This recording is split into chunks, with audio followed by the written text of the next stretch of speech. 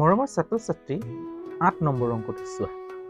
আমি ৭ নম্বৰ অংকটো আগতে কৰি গ'লো।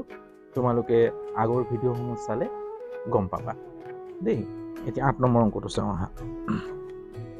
সমাধান লিখিবা।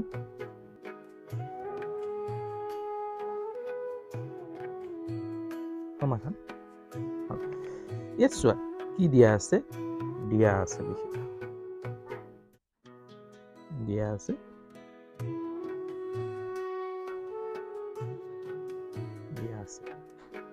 কি বুলি দিয়া আছে? ইয়াত ভাজ্য দিয়া আছে।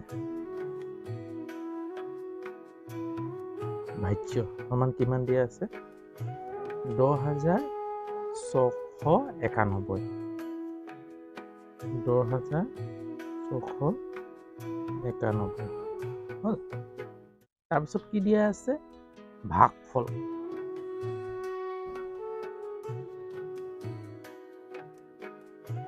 ভাগফল কিমান দিয়া আছে? 124। 124। তাৰপিছত কি দিয়া আছে? ভাগশেষ।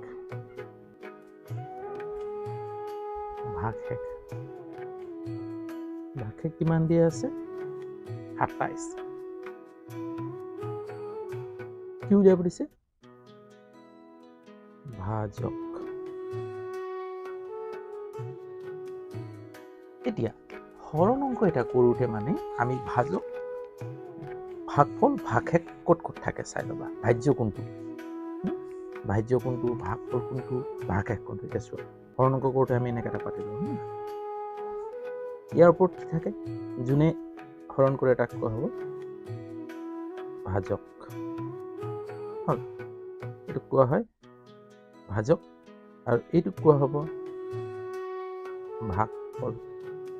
ইয়াৰ লগত ইয়াৰ তাৰপিছত এইটো কোৱা হ'ব ভাজ্য। আৰু যিটো হৰণ কৰি পাওঁ সেইটো পূৰণফল হয়, কিন্তু যেতিয়া আমি হৰণ কৰি পোৱা তাৰ পাছত কি থাকে? ভাগশেষ তলত থাকে। ভাগশেষ তলত থাকে। এতিয়া আমাক কোনটো উলিয়াব দিছে? এইটো উলিয়াব দিছে। আমাক উলিয়াবলৈ কৈছে এইটো। অৰ্থাৎ হৰণ অংক এটা কৰোঁতে এই ভাজ্যটো মাজত থাকে। এই ভাজক আৰু ভাগফলৰ পূৰণফলে ভাজ্য। এতিয়া ভাজক আৰু ভাগফলৰ পূৰণ যেতিয়া থাকি যাব, পূৰণফলটো পাতিম যেতিয়া, তাৰ ভাগশেষ যেতিয়া থাকি যাব তাক কোৱা হ'ব ভাগশেষ। থাকি যোৱাটো ভাগশেষ। আমি এনেই সৰু অংক এটা লৈছোঁ, 5 লৈছোঁ। 2ৰে কৰিব লাগিবতো। এই 2 2 4, 4 কাটি দিম হ'ব 4। এতিয়া 5ৰ পৰা 4 গ'লে কিমান? 1। এইটোক কোৱা হয় ভাগশেষ। এইটোক কোৱা হ'ব ভাগফল। এইটোক কোৱা হ'ব ভাজক। আৰু এইটো হৈছে ভাজ্য। এইটো হৈছে পূৰণফল।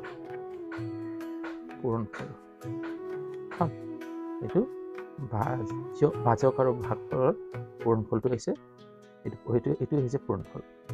বাকী থাকে তাৰ ভাগশেষ পাব। এতিয়া চোৱা ইয়াক উলিয়াবলৈ কোৱা হৈছে। ইয়াক কেনেকৈ উলিয়াম? এতেকে আমি যদি ভাজ্য পাবলৈ হ'লে মানে ভাজ্য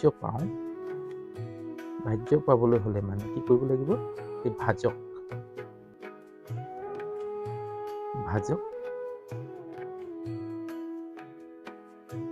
এই দুটা পূৰণফল হ'লে ভাজক পাম, ভাজ্য পাম, হয় নহয়? ভাগফল। ভাগশেষ যদি থাকি গৈছে তাত কি হ'ব? যোগ হৈ যাব। ভাগশেষ। আগৰ অংকত আমি কৰিছোঁ যে ভাজ্য পাবলৈ হ'লে মানে কি হ'ব লাগিব? ভাজক, এইটো পূৰণফল, তাৰপিছত এইটো আহি কিনে ইয়াত কি হৈ যাব? যোগ হৈ যাব। এতিয়া আমাক উলিয়াব দিছে এইটো। এতিয়া কি কৰা? এই গোটেই বস্তুটো উল্টাই দিয়াচোন। এইটো আগত লৈ আনা। ভাজক, পূৰণ,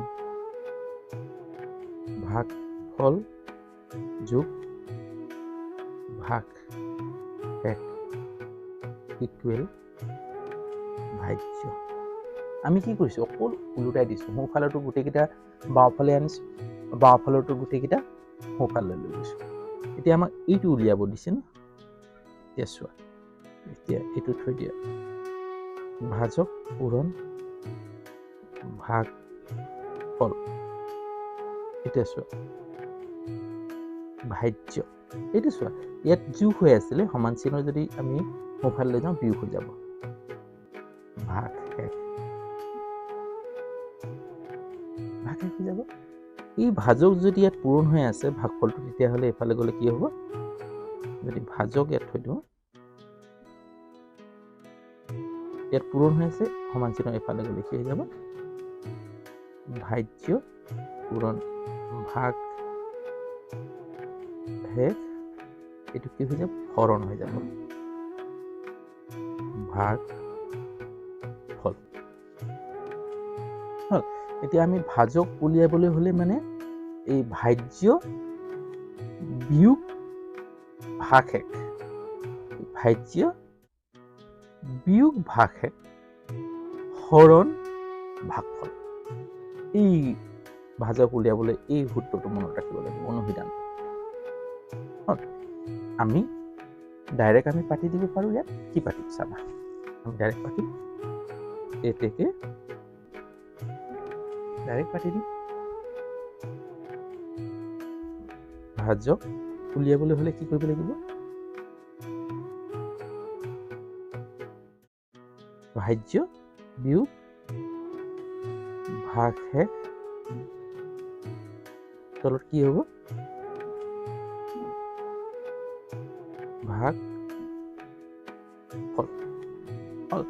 যদি আকৌ ভাগফল উলিয়াবলৈ দিয়ে, তেতিয়া ভাগফলটো এটা আনি ভাজকটো তলত বহাই দিলেই হ'ল। হ'ব। এতিয়া হেৰিটো পাতি দিয়া, আমাৰ ওপৰত দিয়া আছেটো পাতি দিয়া, কি কি দিয়া আছে চোৱাচোন। ভাজ্য কিমান দিয়া আছে, 10,691 বিয়োগ ভাগে কিমান দি আছে, 27। তাৰপিছত ভাগফল কিমান দি আছে, 124। হ'ল। এতিয়া ইহঁতক কি কৰা, 10,000 বিয়োগ কৰি দিয়া, 10,691 পৰা 27 বিয়োগ কৰিব লাগিব। ইয়াৰ পৰা 1ৰ পৰা 7 নাযায়, বিয়োগ গতিকে ইয়াৰ পৰা 1 ধাৰ ল'ম, 11 হ'ব। 11ৰ পৰা 7 গ'লে কিমান, 11ৰ পৰা 7 গ'লে 11ৰ লগত কি যোগ, 7ৰ লগত কি যোগ কৰিলে 11 হ'ব চোৱাচোন, 8, 9, 10, 11, তাৰমানে 4। কিমান হ'ব, 4। ইয়াত থাকিলে কিমান, ইয়াৰ পৰা 1 গুচি গৈছিলে, ইয়াত থাকিলে কিমান, উকলি গৈছিলে হয় নাই, ইয়াত থাকিলে 8, 8ৰ পৰা 2 গ'লে মানে কিমান হ'ব, 8ৰ পৰা 2 গ'লে, 8ৰ পৰা এতিয়া 2ৰ লগত কি যোগ কৰিলে মানে আমি কি পাম, এই 8টো পাম। চাবা 3, 4, 5, 6, 7, 8, 1, 2, 3, 4, 5, 6, 6, ইয়াত কিমান থাকিলে 6, ইয়াত 0, 1, কিমান পালোঁ আমি, পালোঁ 10,664, কিমান আছে 124। হ'ব, 124। এতিয়া হৰণ কৰিব লাগিব, হৰণটো আমি ইয়াতে কৰি দেখুৱাই দিছোঁ।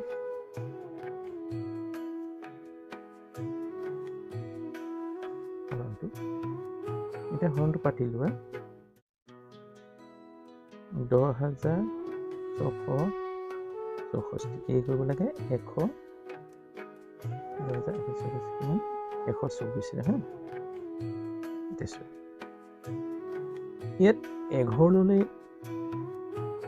কি আছে, এই ভাজকটো এই 1 নম্বৰ ভাজ্যটোতকৈ ডাঙৰ, 2টা ঘৰ ল'লে 10 হ'ব, ইয়াত 124 আছে, 3টা ল'লেও কি হ'ব, 106 আছে, 24 হৈ যায়, 4 ঘৰ ল'ব লাগিব। কিমান ঘৰ ল'ব লাগিব, 1 ঘৰ, 2 ঘৰ, 4 ঘৰ।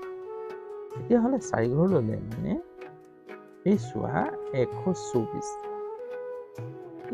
এই 1 পাবলৈ হ'লে মানে এতিয়া 1 ঘৰ 2 ঘৰ 3 ঘৰ 3 ঘৰ 10 হৈ যাব 10 পাবলৈ হ'লে মানে কিহেৰে পূৰণ কৰিব লাগিব 10হেৰে পূৰণ কৰিব লাগিব 10 এগুণ 10 হ'ল এতিয়া আমি 10হে নকৰি প্ৰথম 9ৰে কৰি দিম দেই চাই ল'বা 9 4 গুণ 36 হয় না 3 কৰিলে 9 দুগুণ 18 19 20 21 হ'ল 2 কৰিলে 9 1 9 9 2 11 এতিয়া চোৱা ডাঙৰ হৈ গ'ল ওলাব লাগিছিলে 1064 এই ওলাই গ'ল 11 তেতিয়াহ'লে আকৌ তুমি কি কৰিবা 8ৰে কৰিবা সৰি ইংৰাজী পাতি পাইছোঁ 8 4 32 3 কৰিলে 8 দুগুণ 16 8 দুগুণ কিমান 16 17 18 19 1 কৰিলে 8 এগুণ 8 8 1 9 এতিয়া যাব নহয় 8 4 গুণ 32 3 কৰিলে 8 দুগুণ 16 17 18 19 1 কৰিলে 8 গুণ 9 যাব এবাৰ যাব 8 বাৰ দিছো 9 9 2 বিয়োগ কৰি দে 6ৰ পৰা 2 গ'লে কিমান হ'ব 4 হয় নহয় 6ৰ পৰা 2 গ'লে 4 কাৰণ চোৱা 2 লগত কি পূৰণ কৰিলে 6 হ'ব 3 4 5 6 4 হয় না 1 2 3 4 6টো পাম দেখো 6ৰ পৰা 9 নাযায় ইয়াৰ পৰা 16 হ'ব 16ৰ পৰা 9 গ'লে কিমান আহিব তল বাকি থাকিব 16 এতিয়া 9 লগত কি যোগ কৰিলে চাওঁচোন 10 11 12 13 14 15 16 1 2 3 4 5 6 7 কৰিলে এতিয়া এই 4টো নমাই না হ'ব এতিয়া চোৱা এতিয়া এই 7টো পাবলৈ হ'লে মানে 744 পাবলৈ হ'লে মানে ইয়াৰ লগত কি হ'ব এই 1ৰ লগত কি পূৰণ কৰিলে 7 7 গুণ 7 তাৰ মানে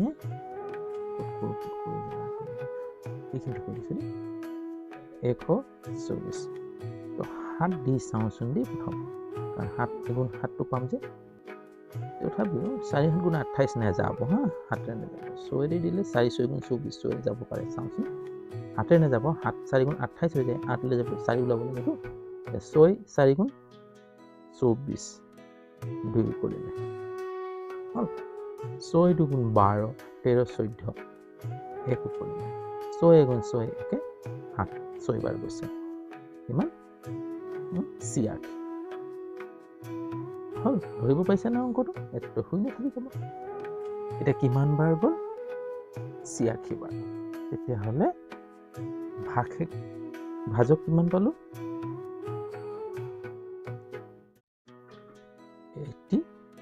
86 এইটোৱে ইয়াৰ উত্তৰ ইয়াত যদি কিবা সুধিবলগীয়া থাকে তেতিয়া কমেণ্টত জনাবা যদি অংকটো কেনে পাইছা জনাবা যদি অংকটো ভাল পাইছা তেতিয়াহ'লে লাইক এটা কৰি দিবা যদি চেনেলত নতুন তেতিয়াহ'লে চেনেলটো ছাবস্ক্ৰাইব কৰি দিবা আৰু বেল আইকনটো টিপি দিবা যাতে সময়মতে নটিফিকেশ্যনসমূহ পাই থাকা অৰ্থাৎ মোৰ ভিডিঅ'সমূহ তোমালোকে দিয়াৰ লগে লগে তোমাৰ মোবাইললৈ যায় আজিলৈ হ'ব অন্য এটা ভিডিঅ' লৈ আকৌ তোমালোকৰ ওচৰত উপস্থিত হোৱাৰ আশাৰে আজিলৈ ইয়াতে আৰু বাই দেই